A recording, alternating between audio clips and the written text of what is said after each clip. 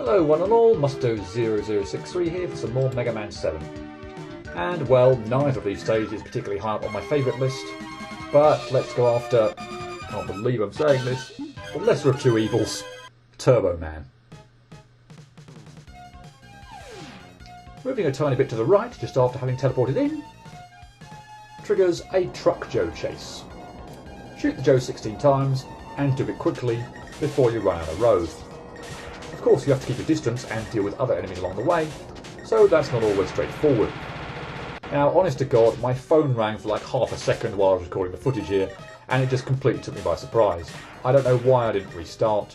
Maybe it was only because there was a big health pick available to undo the damage. At least for Mega Man, if not my pride. Anywho, these enemies are traffic cones, and they attack by jumping in the air and firing off 3 pellet shots at you, and you can only attack them when their eyes are exposed. Make sure you pay attention to the tyres at the top of the screen here. If you jump high enough, they will block your path and push you back to the left. Also pay attention to the insta-death spikes on the bottom, and make sure that when you jump over these areas, you do so when you're not going to be knocked back by tyres. Also jump over the suspicious tyre section, I'll show why a bit later. And oh god, I hate the timing on this jump. Not only is it a big spike pit to get over, with the tyres to worry about, but there's an enemy waiting immediately after you land to catch you out. He actually does have a rather nice name, Tree of the Wheel. Once he flings his 3 tyres at you and leaves himself exposed, he'll hop around the screen after you. And my advice would be to shoot the bottom tyre still affixed to him as quickly as you can, to prevent him from doing so. Then after going up 2 screens, drop off the top end of the ladder to the right, to find a hidden area.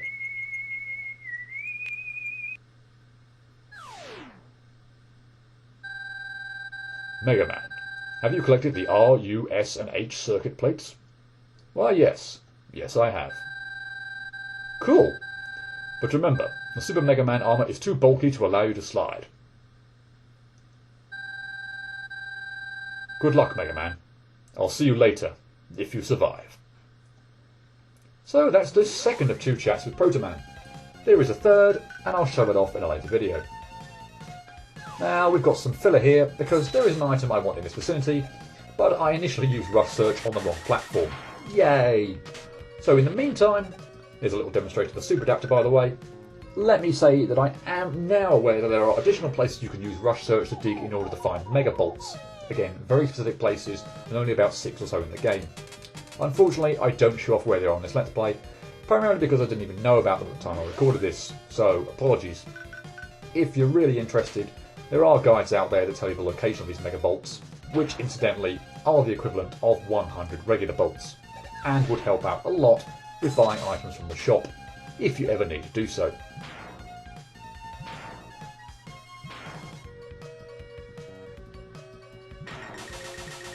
But as I finally make it to the correct platform, when you use Rush Search here, you obtain the Rocket Punch. This is an add-on to the Super Adapter, which allows you to charge up energy and fire your fist at enemies.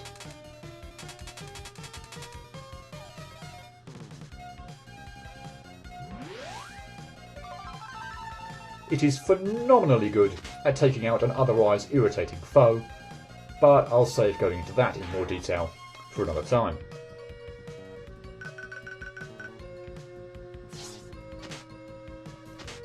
Oh boy, there was a time when I had this section memorised and all under control. This is just nasty.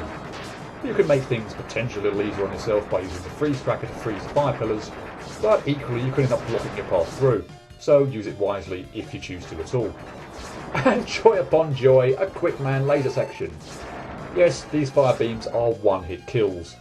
Overall, as you hopefully saw, it's nowhere near as fast-paced as in Quick Stage, but you still can't hang around for very long, and one-hit kills are never fun. Here's the mid, dear God hopefully not, boss of the stage, the CC Truck. He sends out CC rockets to attack Mega Man, and you'll want to either kill or avoid them as appropriate depending on the height of the things. The truck's weak spot is unsurprisingly the eyes, so shoot away at those whenever you have the chance. Tends not to be too bad, but there are occasions where it can just fire the rockets in the most annoying of patterns in quick succession, and leave you with very little room to manoeuvre. And it did a fine job of demonstrating my point there.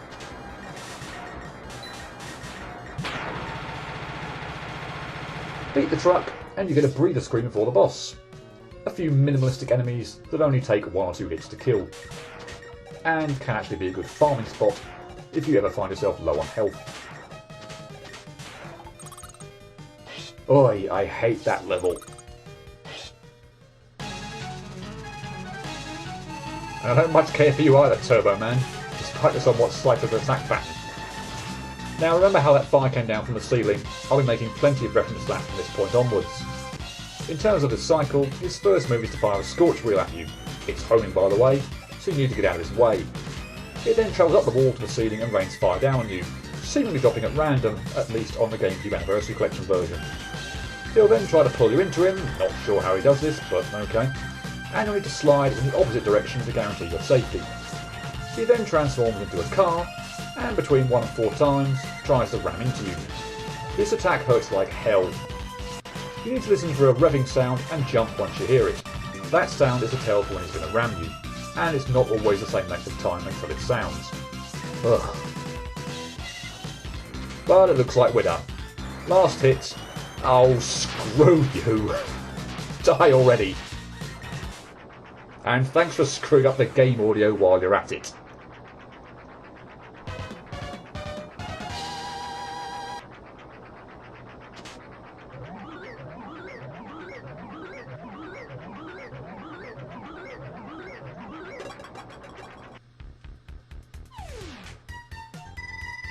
The Scorch Wheel launches a flaming wheel, right?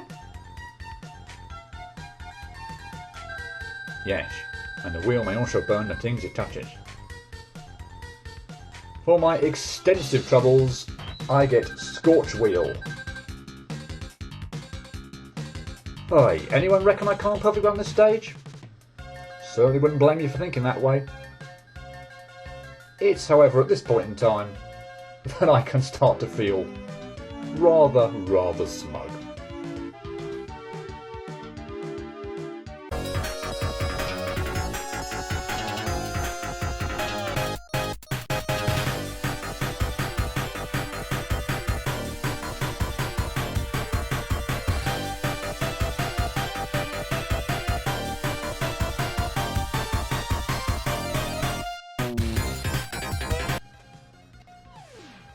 You know, I could go on for ages about how I messed up, but with so many outtakes to talk about, there simply wouldn't be time.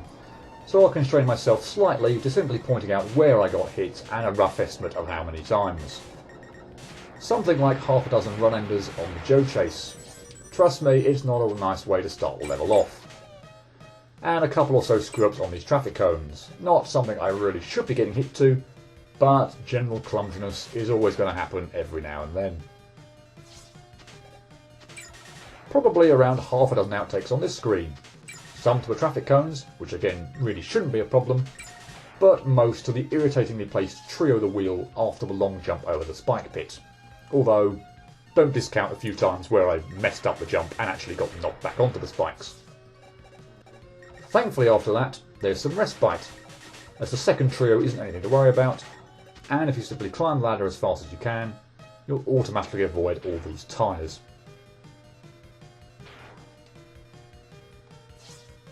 I reckon a double-digit number of failures here. This took so long to work out how decently timed getting through. Of course, once I had a couple of times and could eventually pull it off consistently, it began to seem much tamer. However, that was only because I'd attempted the bloody screen so many times in quick succession. No outtakes on the fire laser section though. Don't know if that surprises you, but it really isn't that bad at all if you know where you're going. At least in contrast to the quick version, which even if you know where you're going, those first 2 screens are still likely to get you every so often. And rounding off the level screw-ups, again around half a dozen or so on the CC track, when it decided to fire completely bull rocket patterns at me.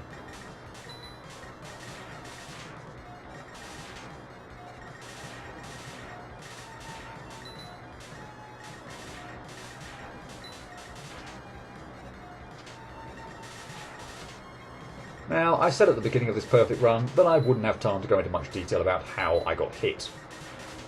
That's because, as you will see, despite the level's horrificness, a successful run through to the Robot Master only took 2.5 minutes. it really did go by at turbo speed. And yes, thankfully, no failures on this bit.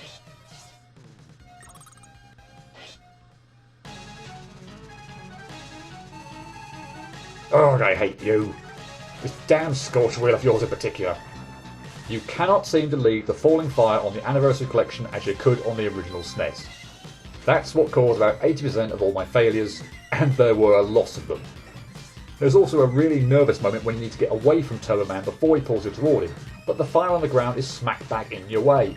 So you almost have to jump over it and hope you've worked the timing out when it's going to disappear and not have yourself land on it. Not always simple. Lastly, of course, don't underestimate the power of twitching while waiting on that revving noise. I distinctly remember one occasion where I almost had him, but he took an eternity to rev. I twitched and jumped, and of course upon seeing me jump, he revved and ran me over.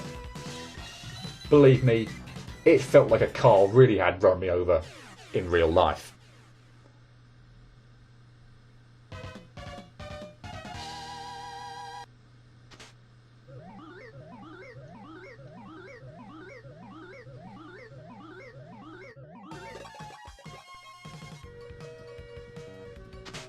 Before we get to the, I'm sure, much anticipated difficulty analysis, a few extras to show off.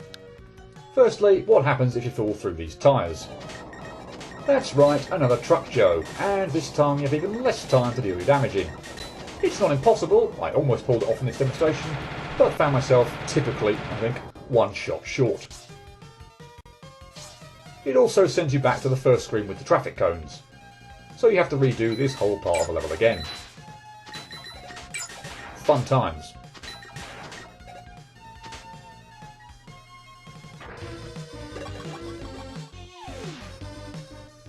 Here we are at the boss rush again, and as with Spring, you don't want to attack with the Thunderbolt.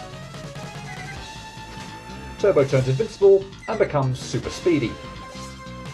He will only transform into the car and attempt to ram you, but with no chance of being able to damage him.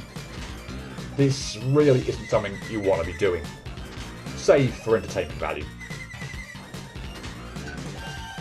However, also as with Spring, firing Shademan's weapon into the boss fight allows me to gain the sweetest of revenge.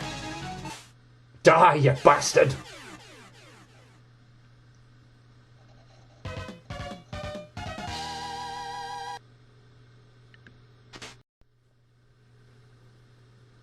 Oh my god, I hate this stage.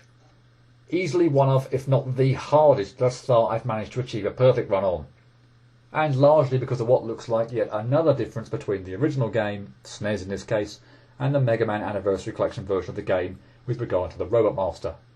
Although, don't get me wrong, the level is actually one of the nastiest out there too. 3 hours and 15 minutes of pain and suffering before my ordeal was over. The longest I've thus far spent on a single stage. 65 outtakes with 34, yes, really, on Turbo Man. The highest total number of outtakes and the greatest number on a single Robot Master. Where do I even begin with this stage? The level itself is horrible. It starts off with that chase section just a few seconds in, and you better be prepared for it. You don't have all that much time to destroy the vehicle before you run out of road, and you've got to watch out for enemies spawning in from the right hand side of the screen during the chase. Multiple screw-ups here. Then there's the screen with the hanging tyres, which push you back if you miss time getting by them, often into spikes, or on one occasion a pit, which forces you to effectively redo the level up to that point all over again. Not to mention, the enemy placement in that section, particularly the one that fires tyres at you, is incredibly annoying, because you have less room to work with, given you need to pick and choose your moments to jump to avoid the tyres. Then there's the fire corridor. Okay, when you play through the level enough times, you can memorise the timing for when a safe path opens up. But man, is it easy to screw this section up, even if you know what you're doing. If you don't, or haven't worked out the fire pattern, you can easily get hit 4 or 5 times while trying to get through that one section. And if all that wasn't enough, there's the truck mid-boss. Now personally I wouldn't call it a mid-boss per se, since it comes right at the end of the level, but nah. It looks easy enough, but if it decides to layer on the low missiles, leaving you insufficient time to be able to shoot all of them, and requiring you to pull off some quite intricate jumps, or I guess slides, then you'll have a hell of a time. So with a stage like that, Rings comes to mind. Hopefully there'll be an easy Robot Master waiting at the end. Again, Ring comes to mind. Well, maybe that is the case, or at least easier, on the original SNES version, but on the Anniversary Collection version there appears to be that one minor change which makes a whole world of difference. I refer to the way the flames of the Scorch Wheel drop down from the ceiling. On the SNES you seem to be able to lure how they fall. Stand in the corner of the screen and they'll fall more toward the corner. You can slide to the middle of the screen to avoid them. Similarly, you could stand more toward the middle and slide to the corner, but I think that's a little harder to judge. Either way though, a solid dodging strategy. But this did not seem to work in the Anniversary Collection version. The fire fell pretty much at random wherever the hell it liked. Given how quickly they fall, how much of the screen they cover, and how little breathing space is available, the randomness of this attack is pissing annoying. And my luck just wasn't in when fighting this boss. 80% of failures were Scorch Wheel related. Of course, that isn't all I had to worry about. Dodging his car transformation makes me nervous every single time, without exception.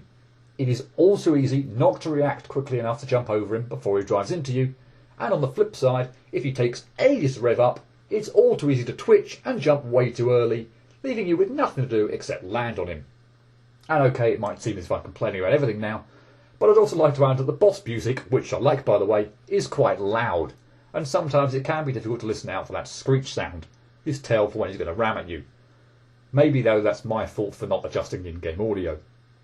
Regardless, all in all, ordinarily I could accept Turbo's ram attack and even the movement of his Scorch Wheel. But the apparent randomness of the falling fire on the Anniversary Collection version makes this fight annoying beyond belief when going for a perfect run. So if it hadn't been abundantly obvious from that analysis, I hate this stage. I hate the level, I hate the boss, and other than Airman, because that boss fight annoys me even more, I hadn't been more pissed off during this entire series.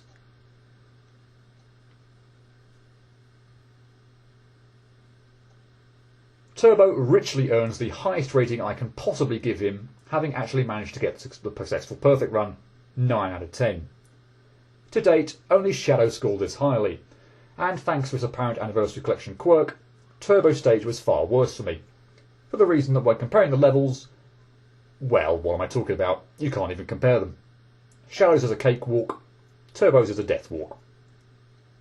I have to admit I came very close to admitting defeat on this one. I already knew, what with Air and Quick, there were going to be stages that I just wouldn't have either the skill or patience to be able to pull off. Somehow though, I found the energy to persevere, and thus far, this is the stage that gave me the most personal satisfaction at being able to complete it. The good news is that with Turbo finally out of the way, we're down to the last remaining Robot Master. The bad news is that there's one remaining Robot Master, and I'm sure in most people's eyes, he's even worse. Yep, tune in next time to see just how badly I get slashed to shreds. Cheerio.